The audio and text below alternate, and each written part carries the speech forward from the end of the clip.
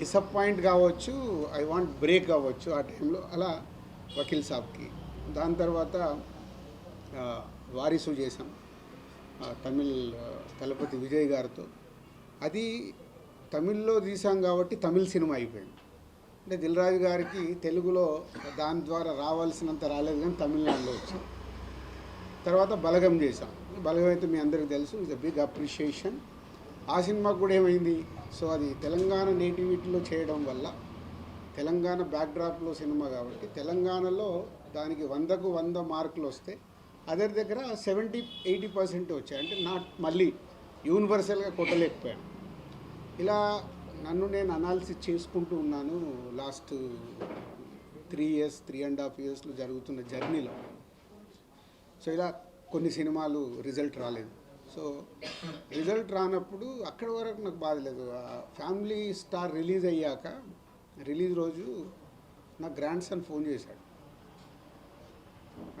వాడికి మరి ఎలా చెప్పారో ఏంటో తెలియదు, తాత చాలా అప్సెట్లో ఉన్నావంట, నువ్వు అప్సెట్ అవ్వకు, ఎందుకంటే నీ చేతిలో గేమ్ చేంజర్ ఉంది, నువ్వు గేమ్ చేంజర్ కొడతావని. It's emotional moment for me. ఏంటి వీడు కూడా ఫోన్ చేసి, age is a 7 years boy, నా గురించి ఇంత కన్సర్న్గా ఉన్నాడు అన్న తర్వాత నాలో మళ్ళీ ఒక చేంజ్ తీసుకున్నాను. నోను, ఒక 7 years బాయ్ కూడా అడుగుతున్నాడు ఇలా అని అంటే ఏంటి, ఎక్కడ ఇన్స్పైర్ అవ్వాలి. సో సినిమాలు మళ్ళీ పాత రోజుల్లాగా నేను ఎక్కడ మిస్ అవుతున్నాను, ఎలా పట్టుకోవాలి అని ఒక టార్గెట్ స్టార్ట్ అయింది. నాట్ ఓన్లీ ఆరాంష్, వాడి పేరు, మై గ్రాండ్ సన్ పేరు ఆరాంష్ అని కాదు, చాలామంది ఏమైంది సార్, మీడియా మిత్రుల్లో ఉన్నా మీ సినిమాలు రావట్లేదు, మీకు రిజల్ట్ వస్తలేవు, దిల్ రాజు జడ్జిమెంట్ అయిపోయిందా, ఇలా రకరకాలుగా శ్రేయోభిలాషులు మాట్లాడడం కావచ్చు, ఇండైరెక్ట్గా మాట్లాడడం కావచ్చు, చెవులు పడుతూ ఉంటాయి.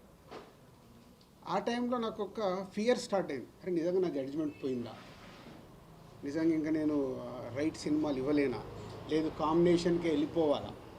ఇలాంటి టైంలో ఒకరోజు అనిల్ రావిపూడి కూడా ఇట్లా నా క్లోజ్ ఉండే డైరెక్టర్స్తో కాన్వర్సేషన్ స్టార్ట్ అయింది.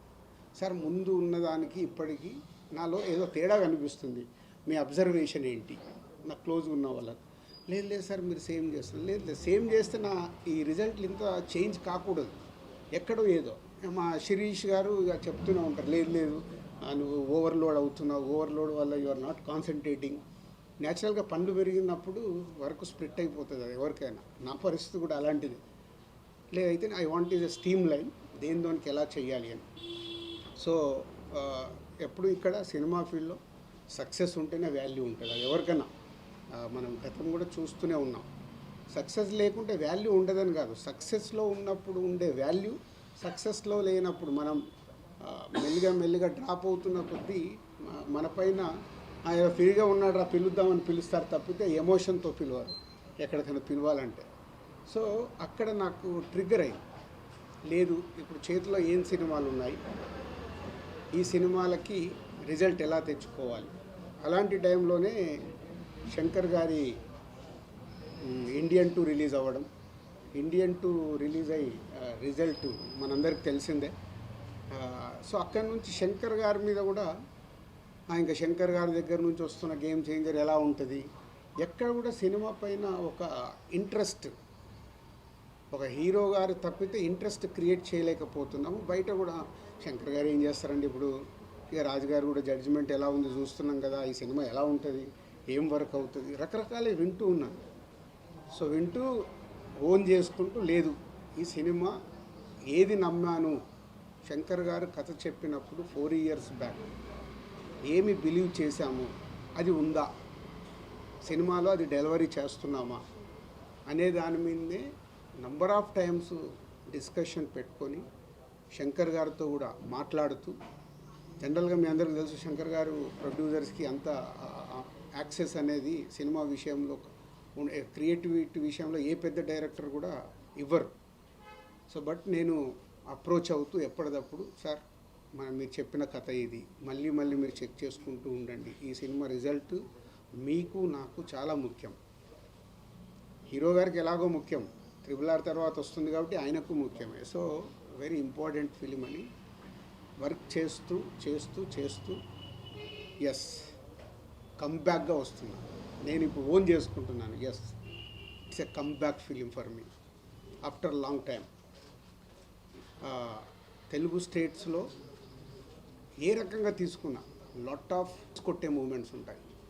మన తెలుగు ప్రేక్షకులు సినిమా చూసి చిరంజీవి గారు ఒక మాట అన్నారు, కమర్షియల్ సినిమాలు అందరం చేస్తాం రాజు, శంకర్ గారు ఒకప్పుడు జెంటిల్మెన్ చేసిన, భారతీయుడు చేసిన, ఒకే ఒకటి చేసిన, కమర్షియల్తో పాటు మీరు ఆయన సినిమాలో ఒక మెసేజ్ వచ్చేది. నీ దగ్గరికి వెళ్ళి కూడా చాలా సినిమాలు నువ్వు ఫ్యామిలీలో తీసిన, యూత్లో తీసిన ఒక మెసేజ్, అంటే కమర్షియల్గా ఉంటూనే ఒక సినిమాలో ఒక వాల్యూతో ఇచ్చేవారు. సో నీకు చాలా రెస్పెక్ట్ ఫిలిం ఇది, కమర్షియల్తో పాటు చాలా రెస్పెక్ట్గా ఫీల్ అయ్యే సినిమా ఇది. అంటే శంకర్ గారు చెప్పిన దానికి, కథ విన్నప్పుడు నేను ఫీల్ అయిన దానికి, చిరంజీవి గారు ఇచ్చిన స్టేట్మెంట్కి రెండు నాకు బాగా సింక్ అయ్యాయి. సో అలాంటి సినిమా ఇది, గేమ్ చేంజర్.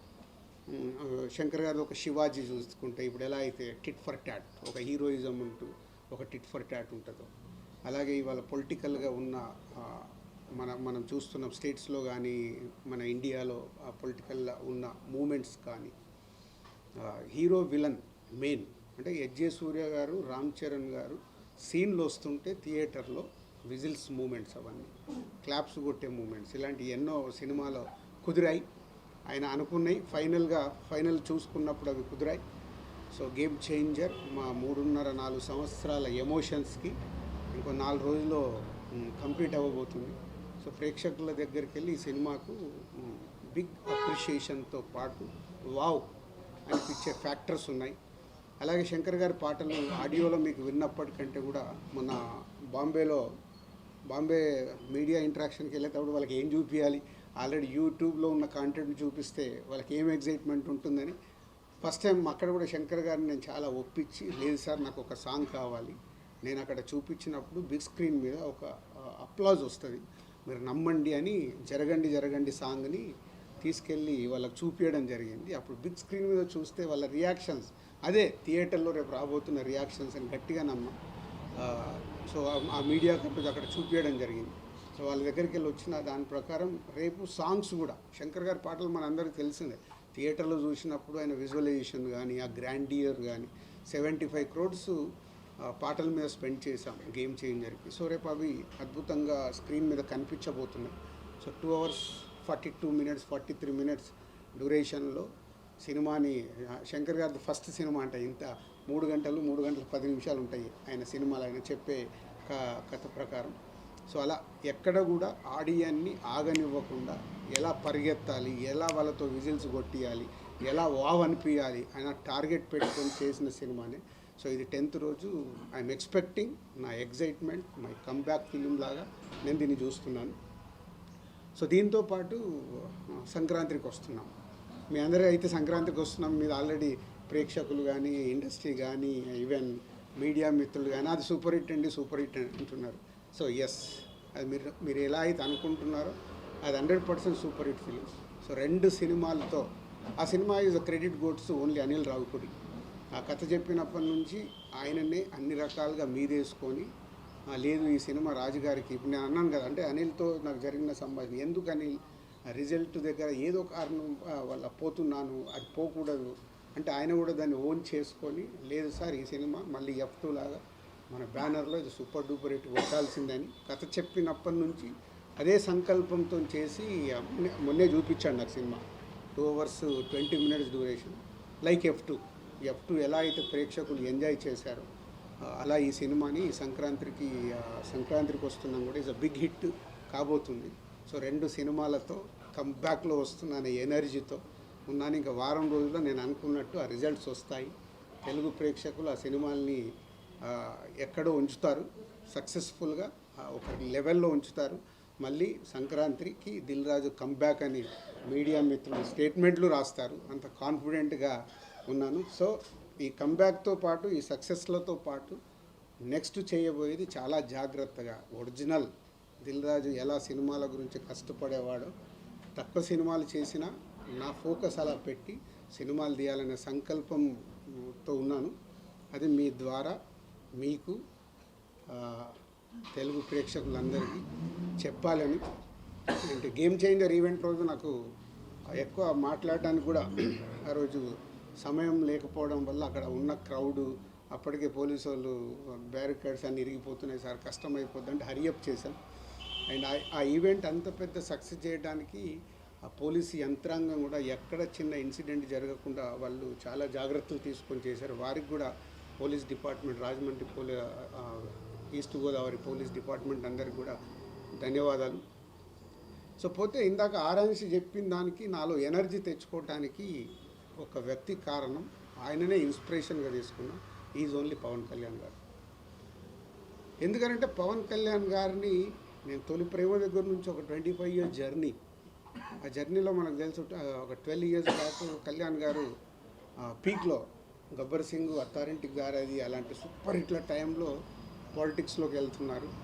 అరే ఏంటి ఇంత ఇమేజ్ పెట్టుకొని ఈ టైంలో